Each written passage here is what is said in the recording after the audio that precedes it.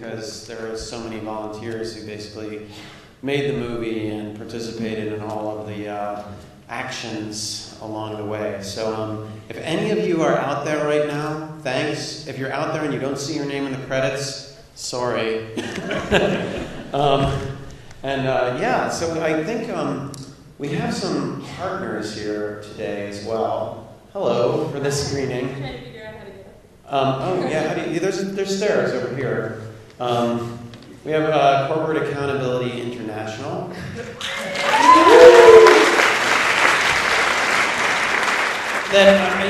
It's an organization that is, I think it's been around for over 30 years, right? 30 years. And they've done some amazing campaigns over time, and today we're working with them a little bit. So we're going to turn over the mic to them for a little while, and then they have a plan for a kind of photo petition that we'll be doing while we do the Q&A. So, I don't even have to turn over the mic. Okay. Great. And Corporate Accountability. Thank you so much. Hi, everyone. As Mike just said, you'll get a chance in just a second to participate in a fun action where you'll get to take a photo with one of the yes men. But I just want to take a couple minutes to explain what that action is all about. So, as I said, my name is Deborah Lopez. I'm the senior organizer with a Boston-based nonprofit organization called Corporate Accountability International. And we work to protect people and the environment from dangerous and irresponsible corporate practices. So for 30 years now, we have been waging and winning campaigns against some of the world's largest transnational corporations. Corporations like Nestle, General Electric, Philip Morris, Altria, and we won every campaign we've ever worked on.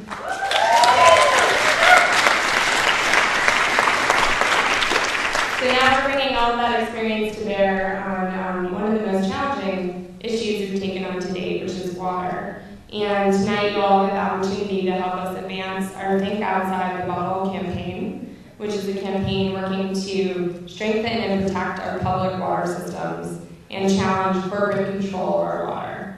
Which, if you think about it, here in the US, the most visible example of corporate control of our water is bottled water. So it's corporations like Coke, Nestle, and Pepsi that are driving a $15 billion bottled water industry, profiting off of commodifying our water.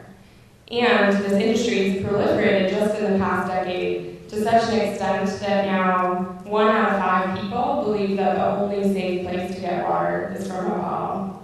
And that's really a marketing strategy. So this industry needs to differentiate itself from tap water, which you can get for free. And the only way that they do that is by clever marketing that's really designed to cast doubt on the quality of tap water and make us believe that we have to drink bottled water.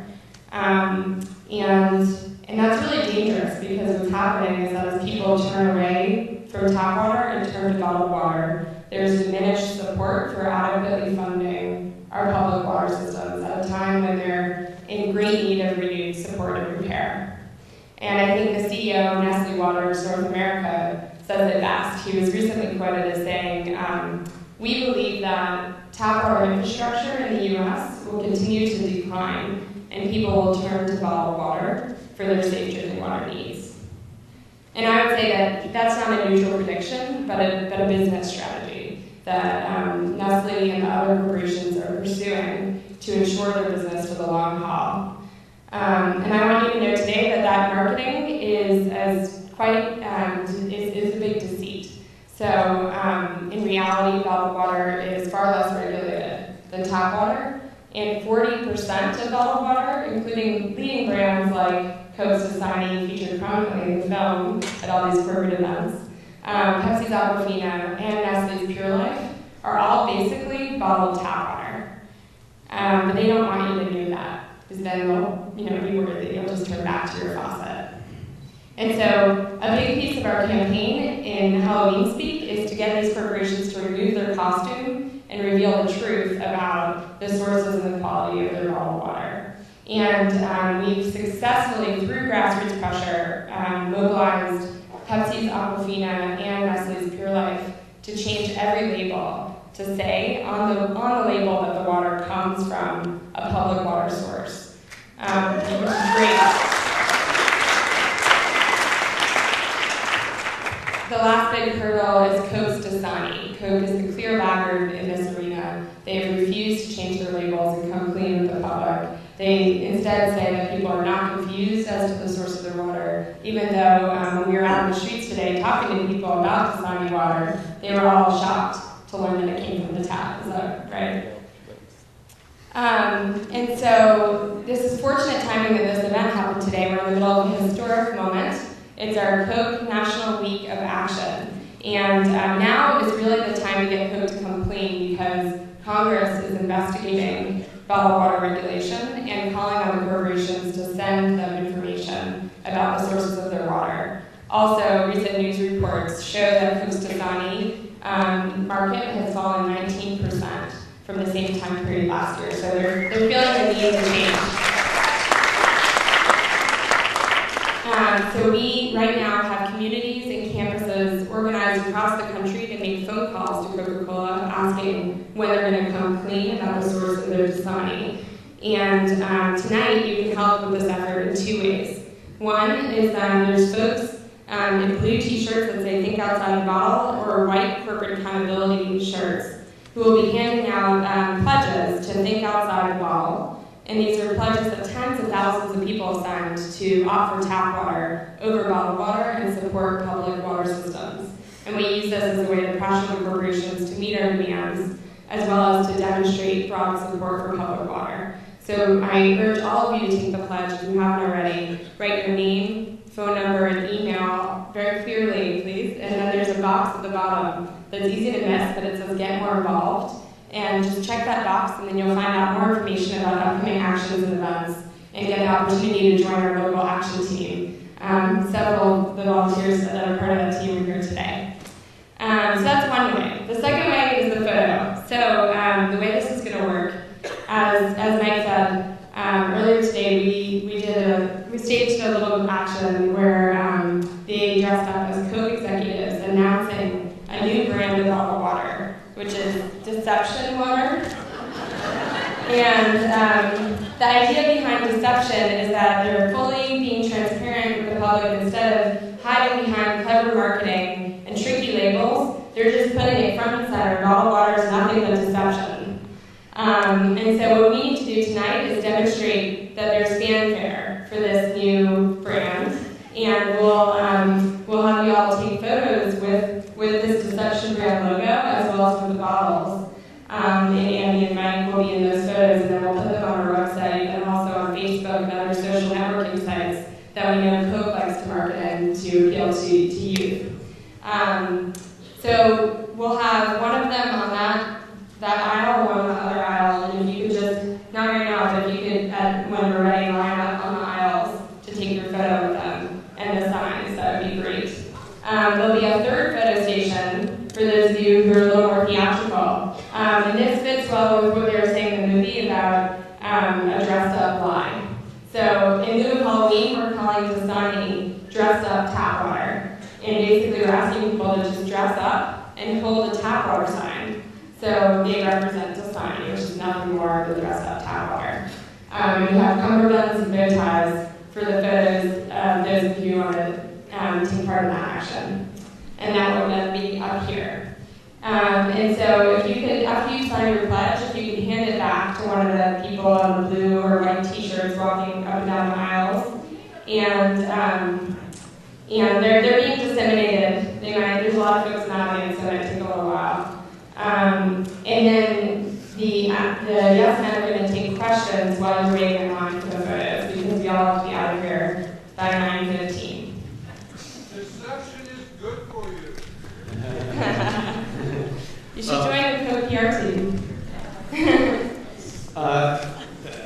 Thank you very much. I'm going to thank our partners tonight.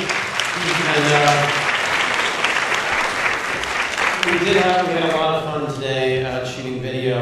There is one other mailing list that I'm going to circulate, and this is going to be the more like haggard, ragged version. We're low budge. So there's two pieces of paper, one small and one on a clipboard that has really shoddy handwriting. And these are serving as the Yes Men mailing list, but also the mailing list for the International Campaign for Justice in Bhopal that has a pretty good presence here in Boston. We've got a few members down here sitting in front. Including, if I might say so, the nephew of Satsvi Sarangi, who you actually see in the film. And so if you sign up on this one, it would be for us, the Yes Men, and the International Campaign for Justice in Bhopal. And what we would do is send you email about how you can participate in Yes Men actions. Like if we ever do a Boston Globe, we need people to help write the stories and distribute. So anyway, these they can... Thank you. Now we should take some questions, and if anybody will take turns, me and Andy going to the side to do the photo. Is that how it works? Yeah. Is that how it works? Or do we just stand there? I think right here on the floor here, and we'll bring it over to the front. We just stand on the... Yeah, if that's okay. In front?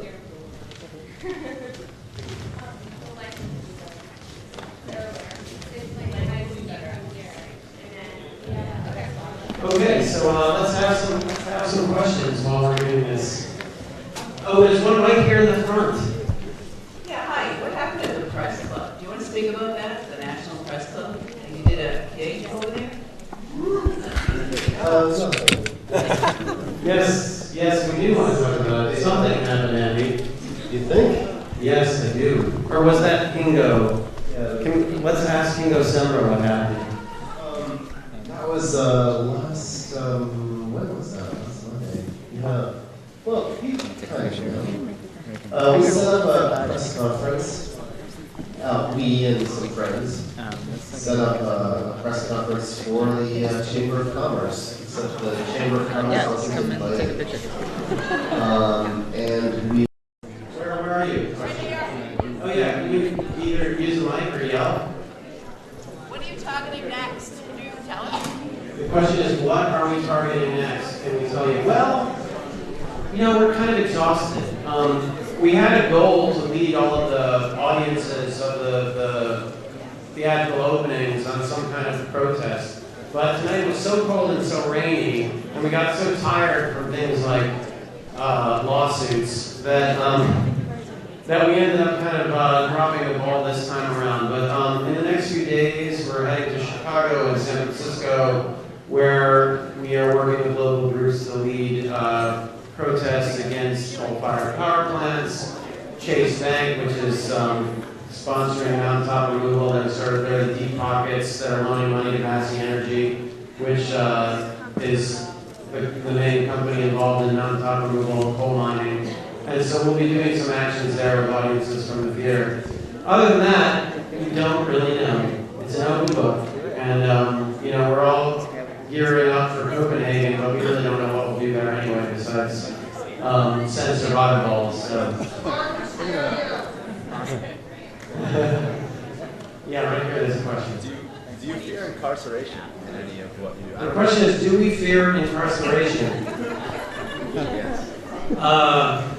I guess it depends on the conditions where we're incarcerated. Andy recently spent the night in jail and said that it was, he had a good time. I mean, we don't want to go away for a long time, but, I think that it's important to remember that the risks that you take in direct action, generally when you're risking in short-term incarceration, they're relatively small risk compared to just letting things go the way they are. Because eventually, we're screwed if we don't do something very soon about climate change and many other issues. And so there's a much bigger risk of not going to jail. There's a question here. So were you just born really ballsy since you were a kid, or do you do exercises to psych yourself up? The question, and I keep paraphrasing, I'm like the bad translator, right? And the question is, are there exercises to grow your balls?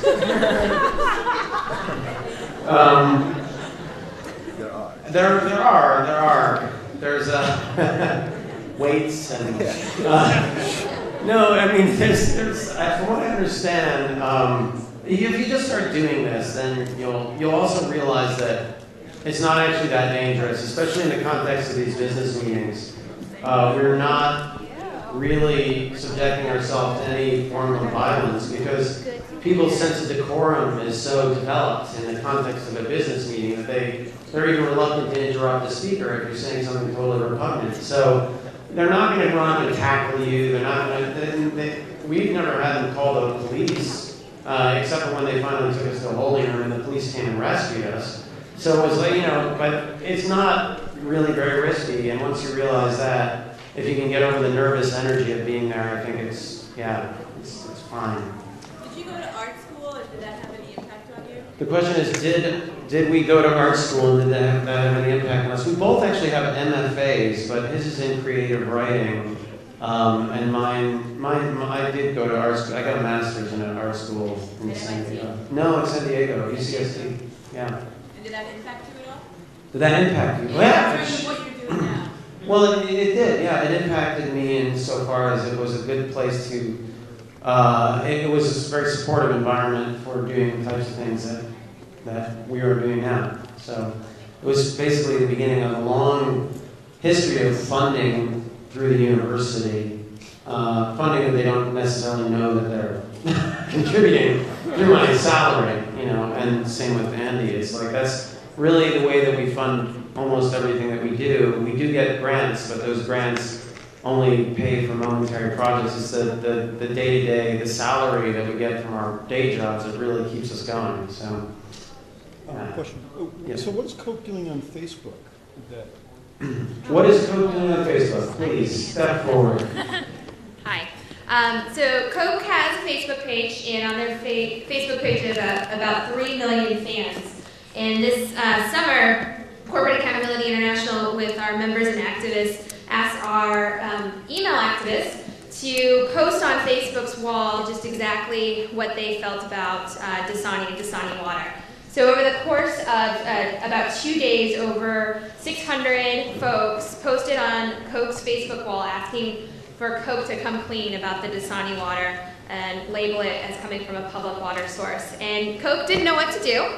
It was the first time that we could figure out that an activist group had taken on a corporation on Facebook. So they disabled their wall, they re-enabled their wall, then they put up a PR thing on their wall, and then they ended up posting that they would actually be in meetings to discuss the Dasani brand water. So this happened just about a couple of months ago, and we haven't heard back from them. So part of our Coke National Week of Action is to continue to put the grassroots pressure on Coke because we do know they're incredibly vulnerable. They're putting a lot of resources into social networking sites, and so the more that we can jam those and get the word out there, the more pressure that they'll see and finally come clean about the sources of their Dasani water and stuff, undermining public confidence in our public water systems and trying to own water, which is a human right.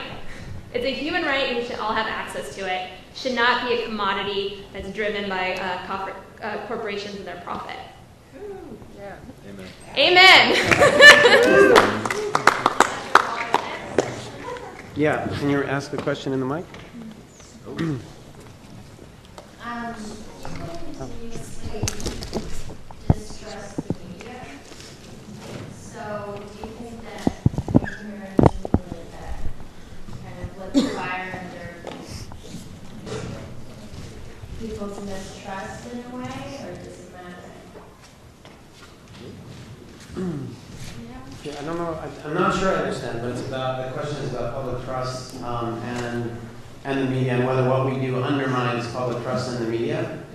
Yeah, I think it probably does, and that's probably the right thing to do.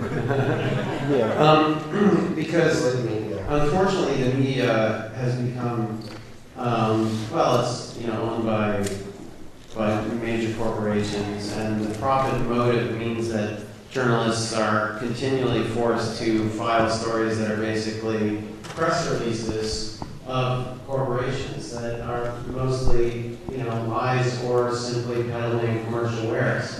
And that's, it's a fact if you follow the profit motive, when your mandate is actually to deliver information to people, you're going to end up with bad information that comes from whoever has the most money.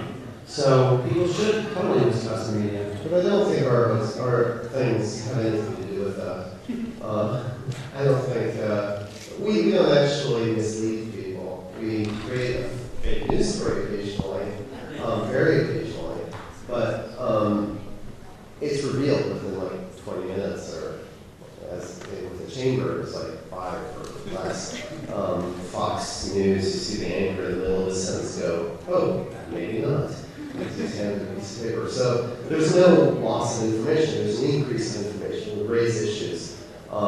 We bring them more attention than they would get. Whereas the other kind of focusing that corporations do every day, the chamber, for example, has spent in the last quarter $35 million or something so on lobbying and press releases and video news releases and all kinds of stuff. That nobody ever, or people rarely find out that that's a hoax. And that's where, right now I think 63% of Americans in a poll distrust the media. And that's the reason why, is because they're constantly lied to because of the influence of this corporate money, lobbying money.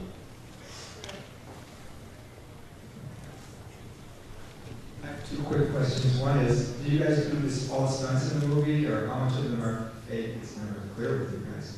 It's not. So the water, especially in the water, were you guys really both swimmers? Well, basically, the underwater shots we did do ourselves with friends who knew how to swim, and we had a camera about like this that we put in a plastic bag, and we put rocks in our wetsuits because it was October. So underneath the business suits we're wearing wetsuits, and inside the red wetsuits we stuck about 40 pounds of rocks so that we could sink. And then you had to be careful if you started to sink too fast, you had to start throwing rocks out. So yeah, it was really high tech, and we did do it all ourselves. All our own stunts in the movie. And then one quick question, and that is, how soon will the movie be in? So my daughter goes to a small college, and she looked at all the previews, and I saw the movie last night for how great it was, and she's wondering how she could get showing it at college. Well, you can, yeah. Well, You can ask your local theater for it. But you can also go to, you can write us an email at the website. There's even a link for booking us at schools, I believe. So, but you can just write to Mike Graham at theestimate.org or Joseph at theestimate.org and make up the name. Yeah, thank you. One other thing about schools, if you happen to teach, there's a lot of teachers in Boston. There's a teacher's guide for the film available, and there is an educational DVD available just for universities or colleges or high schools. And so you can buy that from Bullfrog Films, who's the educational distributor. Oh, last question because we gotta get out of here. So okay. Yeah, I'm wondering, is there a payment of a doll? Are you guys gonna become dolls? Action figure. Like, Barbie doll, the Esther doll? We actually were going to make survival action figures. Maybe a voodoo doll. Actually, they were more like stress balls. You're worried about global warming. I want to say thank you for your creativity and investigation. It's really, really needed. So thank you very much for your work. Thank you so much. And thank you all for coming. We hope to see you next time.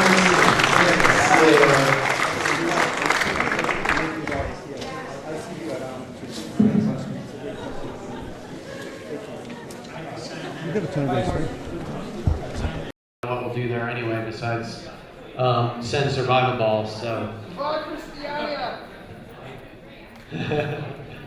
Yeah, right here. There's a question. The question is, do we fear incarceration? I guess it depends on the conditions where we're incarcerated. Andy recently spent the night in jail and said that it was, he had a good time. I mean, we don't want to go away for a long time, but, I think that it's important to remember that the risks that you take in direct action, generally when you're risking in short-term incarceration, The relatively small risk compared to just letting things go the way they are. Because eventually, we're screwed if we don't do something very soon about climate change and many other issues. And so there's a much bigger risk of not doing it. No, you do first. There's a question here.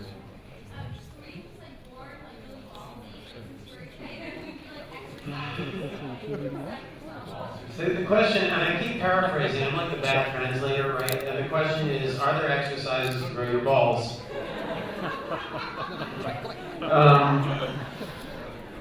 There are. There's weights and no, I mean there's from what I understand, if you just start doing this, then you'll also realize that it's not actually that dangerous, especially in the context of these business meetings. We're not really subjecting ourselves to any form of violence because people's sense of decorum is so developed in the context of a business meeting that they're even reluctant to interrupt the speaker if you're saying something totally repugnant. So they're not going to run up and tackle you. They're not going to. We've never had them call the police, except for when they finally took us to the holding room and the police came and rescued us. So it was like, but it's not really very risky. And once you realize that, if you can get over the nervous energy of being there, I think it's what we'll do there anyway, besides send survival balls. So. Yeah, right here there's a question. The question is, do we fear incarceration? I guess it depends on the conditions where we're incarcerated. Andy recently spent the night in jail and said that it was, he had a good time. I mean, we don't want to go away for a long time, but, I think that it's important to remember that the risks that you take in direct action, generally when you're risking in short-term incarceration, the relatively small risk compared to just letting things go the way they are. Because eventually, we're screwed if we don't do something very soon about climate change and many other issues. And so there's a much bigger risk of not doing it. No, you do first. There's a question here.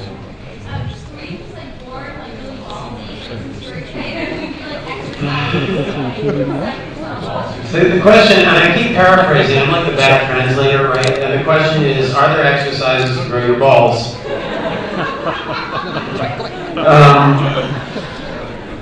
There are.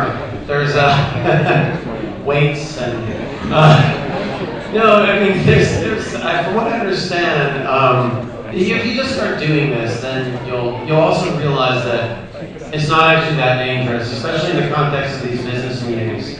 We're not really subjecting ourselves to any form of violence because people's sense of decorum is so developed in the context of a business meeting that they're even reluctant to interrupt the speaker if you're saying something totally repugnant. So they're not going to run up and tackle you. They're not going to. We've never had them call the police, except for when they finally took us to the holding room and the police came and rescued us.